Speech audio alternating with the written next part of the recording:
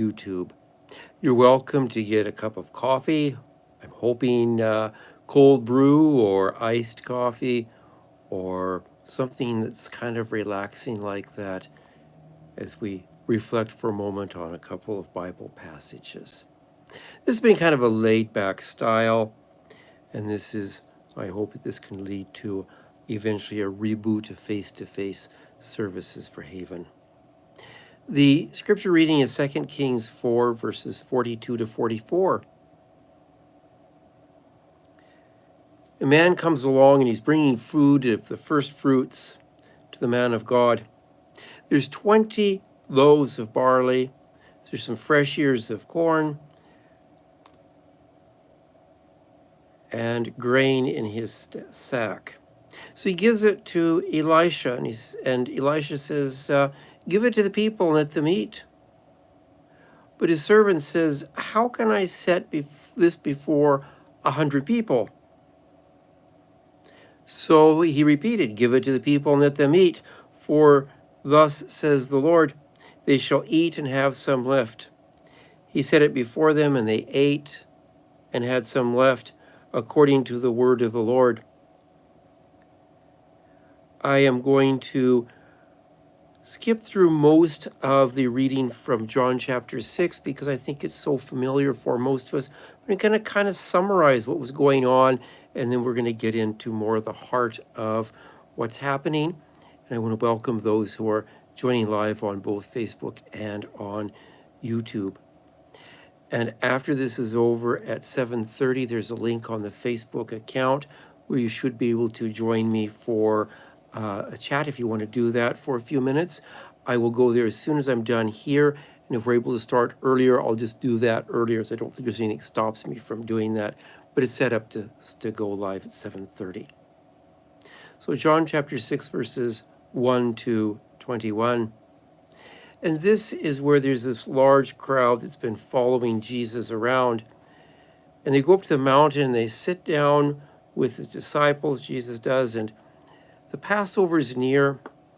Jesus sees this really, really large crowd.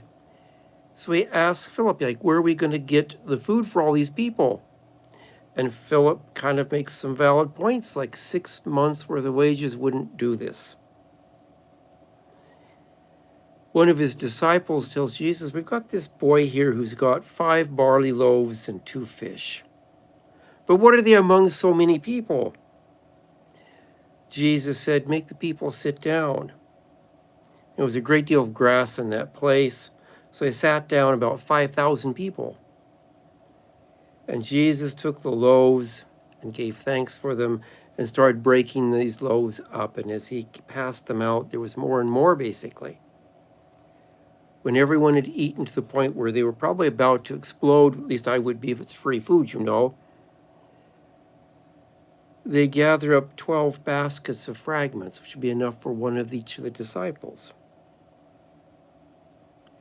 When the people see what Jesus has done, they say he must be a prophet who's come into the world. And I'm going to kind of leave the story there. July is Disability Month. There's Twitter accounts, which I consider to be Twitter still, but they're really X accounts now. The Archbishop of Canterbury posted a tweet on the X system. He said, people with disabilities are a gift from God that must be cherished and allowed to thrive. The post went on to express happiness that the Archbishop had said that he was happy, that the Synod had voted to strengthen the Church's witness to the human dignity of all God's children, reaffirming every person's uniqueness and calling for better support of families of disabled children. At best, we're all kind of temporarily abled. We're born disabled, unable to feed ourselves, unable to walk, unable to talk. Everyone at one time or another is disabled. And if we live long enough, we'll eventually start to lose many of our abilities and we'll become disabled again. Some people have disabilities that are very, very obvious, like myself when I'm carrying a cane and using a cane. Other people have disabilities that we may not notice at first.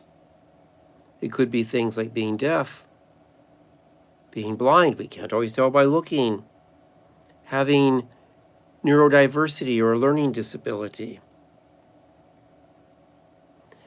There is a disability pride flag, and unfortunately I don't have one with me right now. I've ordered one, hoping it'll be in a few days.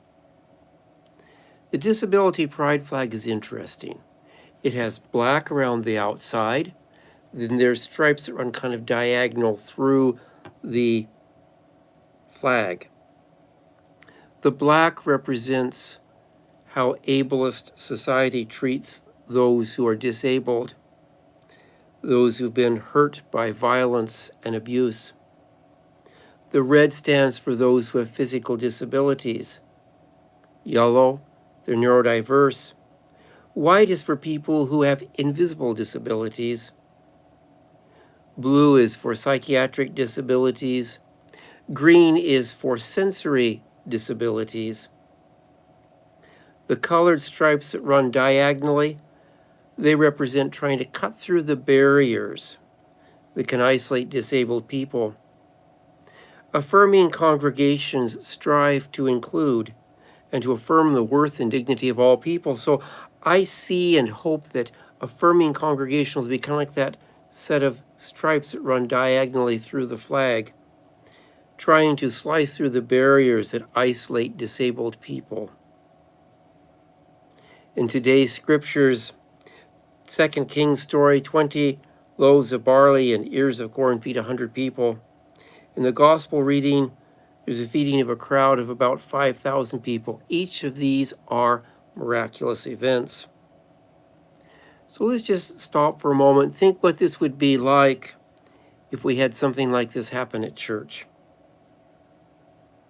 So I'm going to take you back to the church that Haven met at when Haven was functioning every week face-to-face.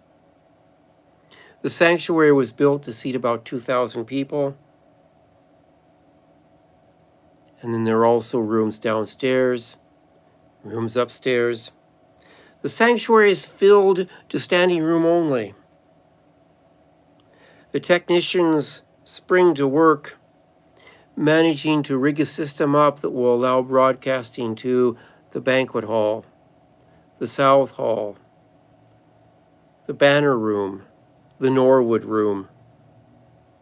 And each of these rooms has standing room only for people. The pastor is powerful. She's a guest speaker, and she's so powerful that nobody wants to leave the service after she's done. So the congregation sings a few songs, and she begins to preach again. And this happened more than once. No one left, so everyone wanted to hear more. Finally, about 5 o'clock in the afternoon, the pastor talks to the church council members. She said, nobody's had lunch. We can't send everyone home hungry, and I don't want people staying here listening to an early evening sermon on empty stomachs. Now, the council members were wise, and they understood a lot about what needed to be done and what could be done. They indicated there was no way the restaurants in that area could handle so many people. And they pointed out that even if the restaurants could handle that many people, you might be looking at $30,000 or $40,000 worth of food to feed everybody a really good meal. There's a 4-year-old boy who hears this conversation. He pulls out his lunch and shows it to the council. There's 2 tiny little slices of apple, half a banana, half an egg salad sandwich, a Mars bar, and a tiny can of Dr. Pepper. Well, the council members stood there with their mouths hanging open, uncertain what to say. The guest speaker wasn't uncertain. She knew exactly what to do. She told them to get everyone to sit down because supper was going to be served.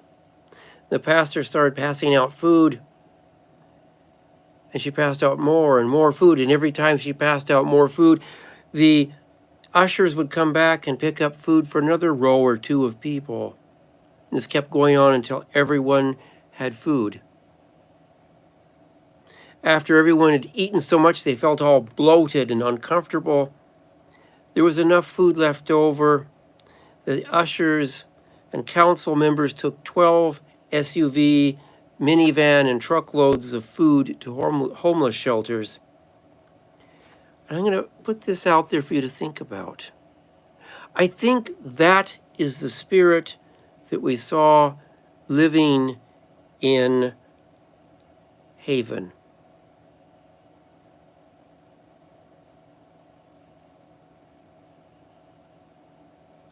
The gifts of a group of people combined together formed a fast-growing, active, caring community that reached out to people within the city and far beyond. Rowan Williams is the former Archbishop of Canterbury. He says, God gives us human beings to make God credible through their lives. God gave Edmonton credible people. Those people became part of Haven. Haven was formed, and Haven served the needs of people, including conducting funeral services. Quite a few years ago, I was playing the piano at a church. I was playing during prayer time when people would come up and a pastor and elder would pray for those who were not well or were asking for prayer. The object of playing the piano was to kind of make it so those who were asking for prayer would not have all their prayer requests heard by everybody in the church. This piano was nasty loud. I think it had something along the lines of break your ears for the low volume, so your ears would be bleeding, and the high volume was probably something along the lines of earthquake. So I was playing with the soft pedal on to keep the piano from being too loud. I noticed that my legs started shaking. I kind of ignored it because I didn't want to play the piano too loud. When I got up, it was hard for me to walk. It was difficult for me to stand. My limp was so pronounced that when I went to see doctors, the administrative staff in the doctor's offices looked at me with this, "Oh, you poor thing," look on their faces. I got the same looks from administrative assistants at work. My superior said, "I'm going to move your desk. I want your desk so close to my office that if you fall, you will fall into my office." Initially, it was so difficult for me to walk that I would focus on just one step. I wasn't focusing on going to the end of the block, just one step. And then I would take another slow step. And I would take another slow step. And eventually I got to the end of the block. When I turned around to come back, I didn't focus on how far I had to go. Didn't do that at all. Because the destination felt too far away. I just focused on that one step at a time. And eventually, I got back home.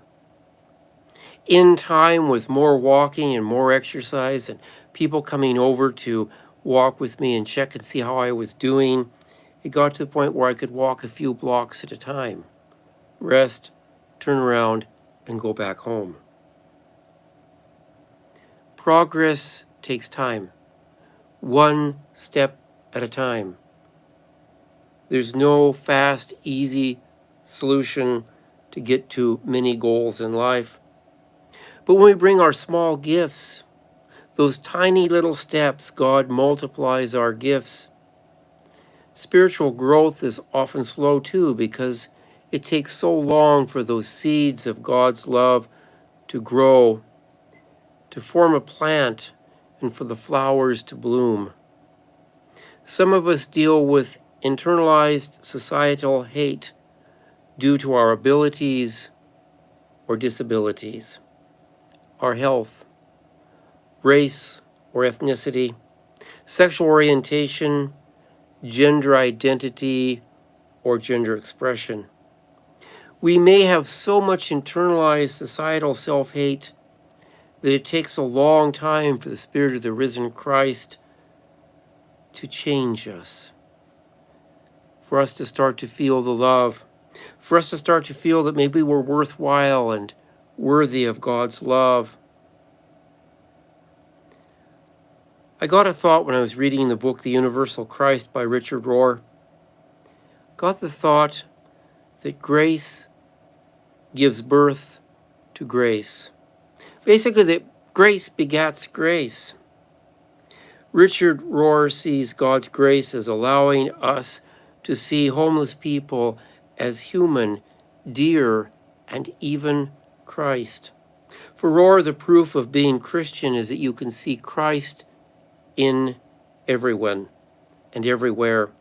He continues saying, we see a homeless man, and the moment we allow our heart space to open toward him, he becomes human, dear, or even Christ. I think our calling as people of faith is to live as though we see the Spirit of the risen Christ in people who society treats as less worthy, as less desirable, possibly as completely undesirable. But I think there's more to it than that. I think we are challenged to see the Spirit of the risen Christ in ourselves. There's a term for that. The term's one of those long theological words that sometimes strikes fear to people. But there's a term for when we see the Spirit of the risen Christ in ourselves. I like to call that, by the theological term, sanctification. For I think that is when we are truly sanctified. When we see the Spirit of the risen Christ in us. Now, for those who are watching on the Instagram account for Haven, or I should say the Facebook account for Haven, underneath the announcement that there's going to be a short reflection today, you should see a link that you can click on, and that link should take you to a Zoom account, and I will be on the Zoom account in a few minutes. Shouldn't take me very much longer once I'm off here to open Zoom and to start that. And you're welcome to hop on the Zoom account and chat. And it can be about what we've discussed today. It can be about anything. It's coffee time, so if you haven't had a chance to get a coffee or something that's pleasant and refreshing to drink on this really hot day, you're welcome to do that and join me in a few moments.